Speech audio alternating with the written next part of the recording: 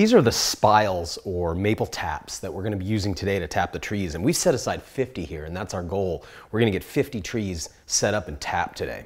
Now, each of these spiles is going to get banged into a hole that we'll drill using that drill bit.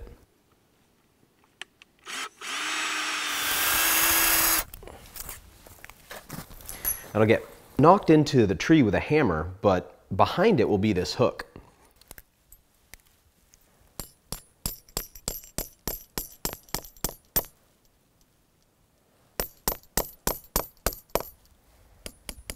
The bucket will hang on that, and the lid will go over and be pinned in through that opening.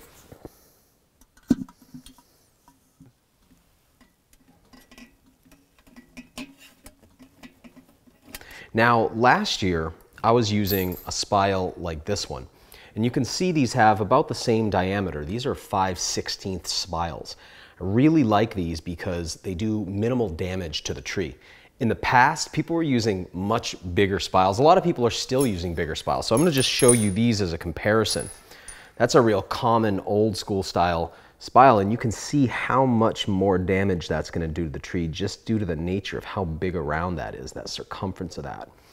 Here's another example, and you can see this one has a built-in hook, which is kind of nice, but you got still a very thick tap there, and it has this little channel that the sap would run down. It's a cool setup, but it's still going to do a lot more damage to the trees. I have young trees here. They're not very big in their circumference, so I want to minimize the damage that I'm doing to these trees so that they can heal more rapidly, and I reduce the likelihood of introducing some kind of infection to that tree. It's helpful if you can keep the drill attached to your body, at least have some kind of holster for it. Here you can see I've just dummy corded it to my pants, and that way it's right there. I don't have to take it on and off each time, so I can just drill those trees. Because carrying all this gear, man, it's a lot of stuff to load out. So I've got my hammer right there, just on a little hammer loop, but my pants have this nice kind of, if I need to, I can just stick them there too. But having some way to carry that hammer, that's what we're banging those spiles in with. So that's really important. I like to keep a pair of snips close by just because these are not well-maintained trails, as you can see, and it's just always there's new stuff, new growth or stuff that's fallen, so being able to clip stuff. Plus, each time I hang the buckets, I got to move around the tree, so sometimes I need to clear new branches and things like that. Here's where I've got all of my spiles and hooks, and I've got those in a separate bag since we had sterilized those earlier.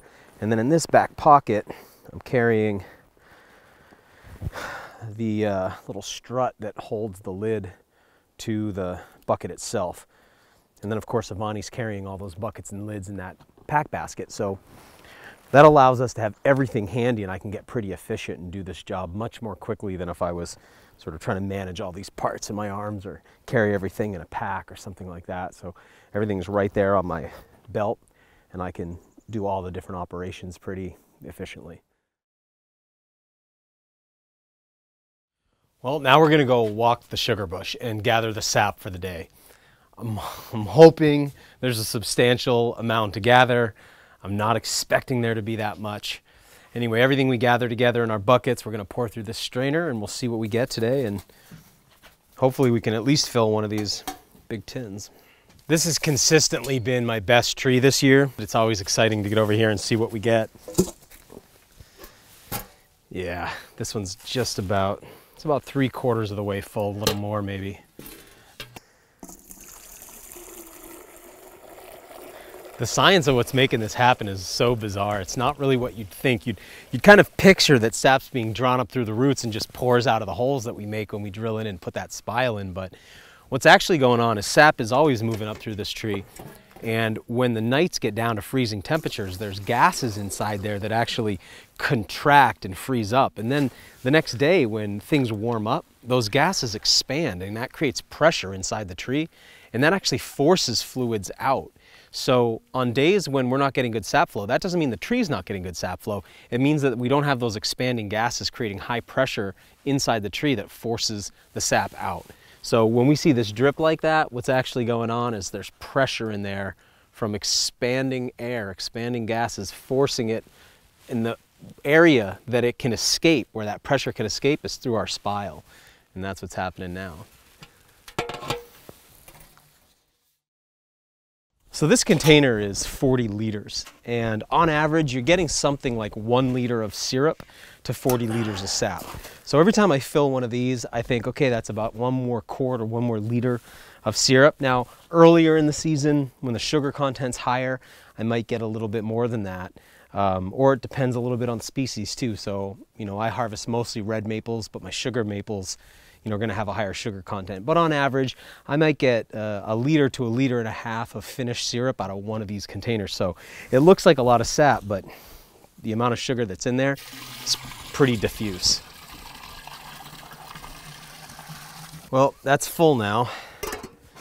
And given how much work it took to fill this, and that's going to boil down to about 1 quart of maple syrup, 1 mason jar full, you can really begin to understand why maple syrup is so expensive. I've got these 2 10-gallon or 40-liter milk containers here, stainless steel milk containers. This is all the sap I gathered yesterday, and it just filled these. You can see they're filled right to the brim. We're just going to be steaming off as much of that water as we can, and as it steams, cooks off, we're just going to be concentrating those sugars. Now keep in mind that the sugar itself is not that dark color of the syrup. That's the caramelization that's happening from the cooking process. So as that cooks down, we'll see it darken as well and start to take on that color that we think of being associated with maple syrup. I'll keep adding more sap to it as well, and we'll keep cooking it all down because we've got a second big 40-liter container of sap today as well.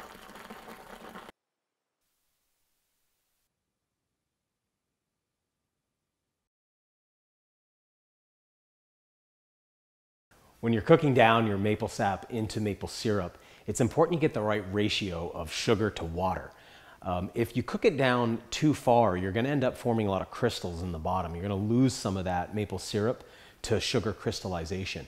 But if you leave too much water in there, what you're going to end up with is something that can mold. So we need some kind of way to determine that we have the right ratio. Now, there is a way using a thermometer, but what I'm going to be doing here is using a hydrometer. This device here allows me to get a really accurate reading, and once it floats in the sap or in the syrup to this hot fill line, I know I have perfect maple syrup. So I like using this a lot. All right, I think we're there. So even on a low heat, we're getting those high bubbles like that.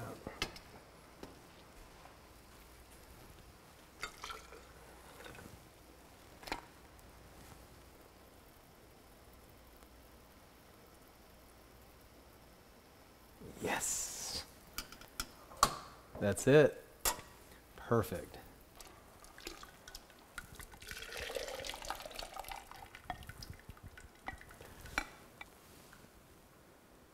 I'm going to fill those right up to the neck. And then once I place a lid on them, I place the cap like that. I'll screw that down, top, and just flip it over. That's going to sterilize the lid. And the heat from this sap is already sterilizing the jar. And so we don't have to reboil these the way you would with a normal canning process. And I like that a lot. Well, we've got 25 quarts of maple syrup finished for 2019. And that feels really good. It started off a really slow season, and right at the end it picked up. So the last week we got good hard freezes at night, warm days, and the sap really ran. So we were able to complete all this. It's not as much as I made last year. So last year I made 8 gallons. This year we're at 6.25 gallons, but it's enough to get through the year. So I've got the syrup that I need, and we're gonna have a little bit left over because we still got 2 gallons from last year too. So all in all, we're still running a surplus, and it was a great year. I learned a lot actually following along with, you know, each year you learn a little bit more by watching what the trees do and how they respond to the weather. And so even though I didn't get as much sap as I'd hoped, it helped me to really understand it a lot better. So all in all, this has been a fantastic season, and now it's time to put all this in the stores and start working it down bottle by bottle.